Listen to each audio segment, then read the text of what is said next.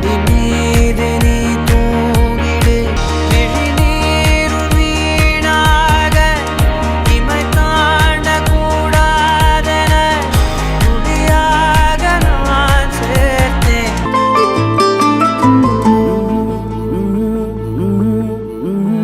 உலக பூக்களின் வாசம் உனக்கு சிறை பிடிப்பேன்.